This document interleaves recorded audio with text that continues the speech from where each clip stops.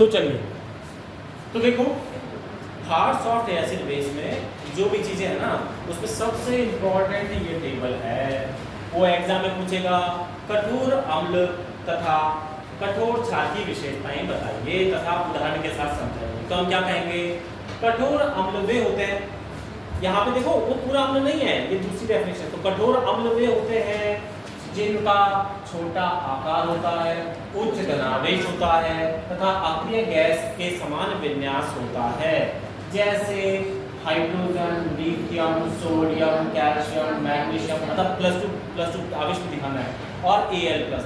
ये सारे के सारे क्या हैं, कठोर अम्ल। इतना आपको एग्जाम में आ जाए। कठोर क्षारों के क्या गुण होते हैं, है ना? तो कठोर क्षारों के गुण क्या होते हैं? हाँ, कठोर ही है। या आप कठोर के साथ पहले मृदु को कर लो, यहाँ पे मृदु करोगे तो ज्यादा बढ़िया। तो ये तो कठोर अम्ल को पूछेगा मृदु अम्लों के क्या होते हैं, तो कठोर का अपोजिट जस्ट मृदु होता है, तो सारे गुण भी अपोजिट हो जाएंगे। यहाँ बड़ा छोटा आकार, यहाँ पे बड़ा आकार, यहाँ पे उच्च आवेश, यहाँ पे निम्न आवेश, यहाँ पे अक्रिय आवेश और यहाँ पे अक्रिय आवेश नहीं। उदाहरण याद रखना है, कॉपर प्लस, Ag+, Au+। अरे ये तो आराम से आप करते हो, इनको हम बोलते हैं क्वाइन मेटल। क्या बोलते हैं? Coin metal. क्यों बोलते हैं इनको क्वाइन मेटल? क्यों बोलते हैं बताओ? नहीं मालूम क्या है? तो ये याद रह जाएगा आप लोगों को, रह जाएगा क्या? कठोर अम्ल और मृदु अम्ल। एग्जाम्पल ये कॉइन मेटल। कॉइन मेटल इनको इसलिए बोलते हैं क्योंकि बहुत पुराने जमाने से इनके कॉइन बनाए जा रहे हैं। क्या बनाए जा रहे हैं? कॉइन मतलब सिक्का। बहुत पहले तो सोने के बनाए जाते थे सिक्के, है ना? उसके बाद चांदी के बनने लगे, उसके बाद फिर कॉपर के बनने लगे, और अब तो इतने नालायक हैं कि सिल्वर एल्यूमिनियम भी छोड़ के अब उनको लोहे के सिक्के काम है ना? अब क्या किसके सिक्के हैं? ये जो 2 का 1 का जो सिक्के होते हैं किसके हैं? लोहे के। तो हमारी औकात ऐसी है ना, हैं? तो पहले क्या लेते थे? सोना, चांदी और कॉपर। तो ये कॉइन मेटल के नाम से याद रख सकते हो किसको? मृदु अम्लों को। और आवेश इस पे भी एक है, इस पे भी एक है, इस पे भी एक है, ठीक है? तो ये याद करने पड़ेंगे, ये कॉइन मेटल से याद हो जाएंगे। चलिए आगे आइए, कठोर क्षार। कठोर क्षार तो देखो इसकी जैसे ही होगा, विद्युत ऋणता अधिक होगी, इसका छोटा आकार होता है ना? तो इनका भी छोटा आकार होगा, इनकी विद्युत ऋणता अधिक होगी। कहने का मतलब क्षार वो होता है जो इलेक्ट्रॉन दे, तो इनकी टेंडेंसी क्या होनी चाहिए? इलेक्ट्रॉन को खींच के रखने की अपने पास, तो इलेक्ट्रॉन देने की प्रवृत्ति कम रहेगी। तो अधिक विद्युत ऋणता अगर परमाणु की होगी तो वो देगा क्या आसानी से? इलेक्ट्रॉन नहीं देगा। विद्युत ऋणता कहते ही उसको है जो अपने जो साझे के इलेक्ट्रॉन को मतलब खींचता है, साझे के भी खींच लेता है, तो खुद के तो कहां से देगा? तो अधिक विद्युत ऋणता वाला और दुनियाता कम, यानी आकार छोटा होना चाहिए। Oxide, hydroxide, acetate minus sulphate, chloride और कार्बोनेट। ज्यादातर इनमें ऑक्सीजन होती है, OH, O और Cl विद्युत ऋणता और सल्फेट, ठीक है? और मृदु क्षार, मृदु क्षार क्या होंगे? इसके अपोजिट। अधिक विद्युत ऋणता, कम विद्युत ऋणता, ध्रुवीयता कम, अधिक ध्रुवीयता। कौन कौन से? Hydride ion, R- ion, Cl। और भी एग्जाम्पल इनमें लिख सकते हो। और उसके बाद है मध्यवर्ती अम्ल और मध्यवर्ती क्षार, बॉर्डर लाइन, जिनमें अम्ल है तो इसके और इसके बीच के हैं। वहाँ पे कोई लाइन नहीं है कि इसमें कोई इसमें आएगा, इसमें आएगा। गुणों के आधार पे कुछ मध्यवर्ती हैं। तो मध्यवर्ती Fe+2, CO+2, Na+2 और कॉपर +2। और यहाँ पे मध्यवर्ती क्षार में SO3-2, ब्रोमाइड, थायोसाइनाइड और नाइट्राइड, है ना? ठीक है। अब यहाँ से हमारे क्वेश्चन शुरू होते हैं। पहला क्वेश्चन तो होता है कठोर अम्ल तथा क्षार को परिभाषित कीजिए। दूसरा क्वेश्चन होता है मृदु अम्ल तथा क्षार को परिभाषित कीजिए। हो जाएगी परिभाषा और एग्जाम्पल? Yes sir. अरे हो जाएंगे क्या? Yes sir. हाँ, तो 2 क्वेश्चन तो ये हो गए। आगे क्वेश्चन कौन सा? पियर्सन का HSAB सिद्धांत समझाइए। अब पियर्सन का HSAB सिद्धांत क्या कहता है? ये पियर्सन कहेगा कठोर अम्ल कठोर क्षार से जुड़ने की प्रवृत्ति रखता है। यदि कठोर अम्ल कठोर क्षार से जुड़ता है तो बनने वाला यौगिक स्थायी होता है ना? कठोर का मतलब झगड़ालू, तो झगड़ालू लड़का मतलब या फिर झगड़ालू जुड़ेंगे तो वो बॉन्ड स्थायी होगा। एक झगड़ालू और एक सॉफ्ट है तो सॉफ्ट में जरा ऑपरेशन हो जाएगा, वो उनका जो भी था वो ब्रेक हो जाएगा। तो कठोर कठोर के साथ। आगे पियर्सन का सिद्धांत HSAB, क्या नाम है पियर्सन का? HSAB, है ना?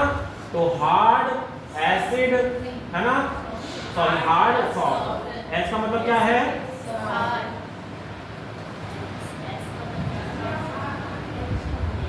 एच का मतलब क्या है? Hard, HARD। एस का मतलब ए का मतलब और बी का मतलब ये सारे हार्ड, ये है hard acid, hard base, soft acid, soft base, ये सारी टर्म तो काम में आ रहे हैं। तो HSAB सिद्धांत क्या कहता है? HSAB सिद्धांत कहता है कठोर अम्ल कठोर क्षार से जुड़कर स्थायी यौगिक बनाता है और मृदु अम्ल मृदु क्षार से जुड़कर स्थायी यौगिक बनाता है। अगर कठोर अम्ल मृदु क्षार से जुड़ा हुआ है तो वो यौगिक, उस यौगिक का स्थायित्व कम होता है, इसलिए वो सामान्य परिस्थिति में बाद में ब्रेक हो जाएगा और उसे अगर कठोर क्षार मिलेगा तो उसके साथ जुड़ के स्थायी यौगिक बनेगा। तो ये पियर्सन का सिद्धांत क्या है? हो गया? तो 3 क्वेश्चन हो गए। अब अगला क्वेश्चन देखो, तुम्हारी बुक में लास्ट में दिए हुए हैं। अगला क्वेश्चन है मैग्नीशियम तथा कार्बोनेट का एस मैग्नीशियम तथा कैल्शियम के एस कार्बोनेट के रूप में पाए जाते हैं। तो मैग्नीशियम और कैल्शियम देखो, ये रहा मैग्नीशियम, ये रहा, ये तो मैग्नीशियम और ये कैल्शियम, ये कार्बोनेट के रूप में पाए जाते हैं। कार्बोनेट कहाँ है? ये रहा। ये हाइड्राइड, एल्काइड, साइनाइड के रूप में नहीं पाए जाते, किसके रूप में पाए जाते हैं? कार्बोनेट के रूप में।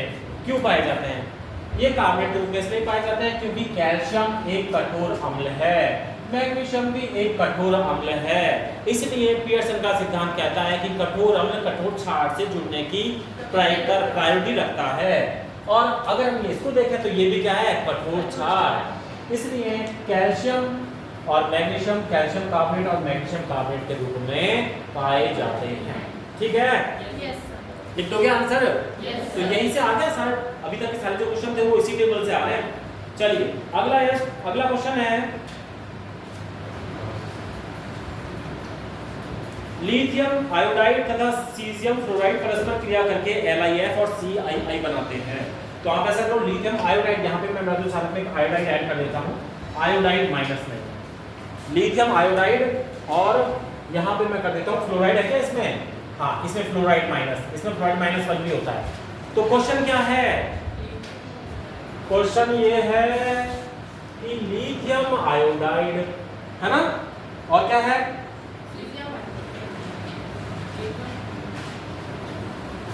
और सीजियम फ्लोराइड CsF, है ना। यहाँ पे CS कहाँ आता है? CS आता है कठोर क्षार, तो कठोर मृदु अम्ल, यहाँ पे CS यहाँ पे आता है ना। ये कुछ मॉलिक्यूल्स है जो इसमें नहीं रहते सीजियम, ये किसमें, ये आपस में अभिक्रिया करते हैं और क्या बनाते हैं? ये बनाते हैं लिथियम फ्लोराइड और सीजियम। ऐसा क्यों है? तो क्यों है बता सकते हो आप? हाँ, आप बता सकते हो। यहाँ पे कहोगे लिथियम तो कठोर है जबकि आयोडाइड सॉफ्ट है, तो इनका जो कॉम्बिनेशन था ना वो गलत जुड़ गया था, किसी पंडित जी ने इनको गलत जोड़ दिया था। यहाँ पे ये सीजियम क्या है? कठोर है, और फ्लोराइड सीजियम क्या है? सॉफ्ट है ना, सॉफ्ट अम्ल है, और फ्लोराइड क्या है? हार्ड क्षार है। तो इनका भी कॉम्बिनेशन गलत हुआ है। तो अब ये क्या करेंगे, जब ये यहाँ पे आएंगे दोनों मिलेंगे तो लिथियम तो किसके साथ? आयोडीन को छोड़ेगा और किसके साथ छोड़ेगा? फ्लोराइड के साथ, और सीजियम आयोडाइड के साथ। इसीलिए ये बना। समझ में आ गया क्या ये क्वेश्चन? Yes sir. अच्छी तरह? Yes sir. हाँ, तो यही क्वेश्चन नहीं 20, 25, 50, 100 क्वेश्चन आ सकते हैं इस मैटर रिलेटेड टॉपिक पे। अगर आपको किसी एक का हाथ पता है ना तो दूसरे को ऐसे करके मैनेज करके भी कर सकते हो क्वेश्चन, तो बहुत सारे क्वेश्चन बन जाते हैं यहाँ से। तो ये तो 2 ही क्वेश्चन है, और इसमें अगला क्वेश्चन है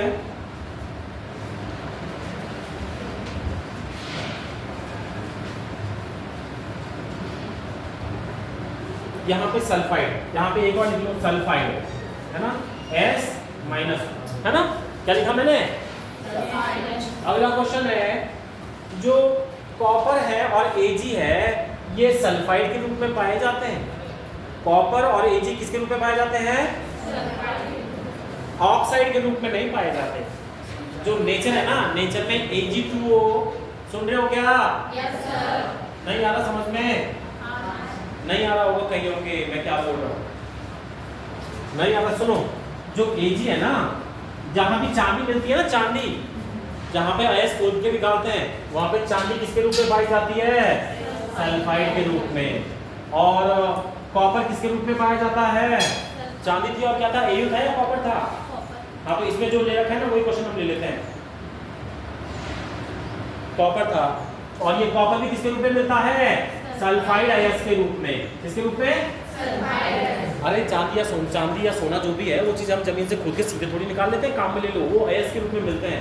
मिट्टी कंकड़ तो उसमें मिले हुए रहते ही हैं, साथ में ये सल्फाइड मिल रहता है, तो ये इस रूप में पाए जाते हैं। इस रूप में नहीं पाए जाते, इस रूप में सॉरी Ag2O और Cu2S, 2S लिखो इसको। तो ये Ag2O और Cu2O के रूप में नहीं पाए जाते, ये ऑक्साइड के रूप में नहीं पाए जाते, सल्फाइड के रूप में पाए जाते हैं। क्यों? तो हम कहेंगे Ag जो है ना वो एक मृदु अम्ल है। क्या है? मृदु अम्ल। और सल्फाइड ये मृदु क्षार है, इसलिए इनसे बना हुआ यौगिक स्थायी होता है। इसमें भी यही कहानी लगेगी, जबकि यहाँ पे Ag तो मृदु है, जबकि O-2 कहा क्या है? कठोर। तो ये कुल मिला के कठोर और सॉफ्ट के कॉम्बिनेशन से सारे क्वेश्चन बन रहे हैं। ठीक है? Yes sir. इस पूरे हार्ड सॉफ्ट एसिड बेस में यही है, सिर्फ इस टेबल के आसपास ही चलता रहता है। सबसे पहले तो हार्ड सॉफ्ट एसिड बेस बता दो, फिर पियर्सन थ्योरी बता दो। क्या कहती है पियर्सन थ्योरी? क्या कहती है?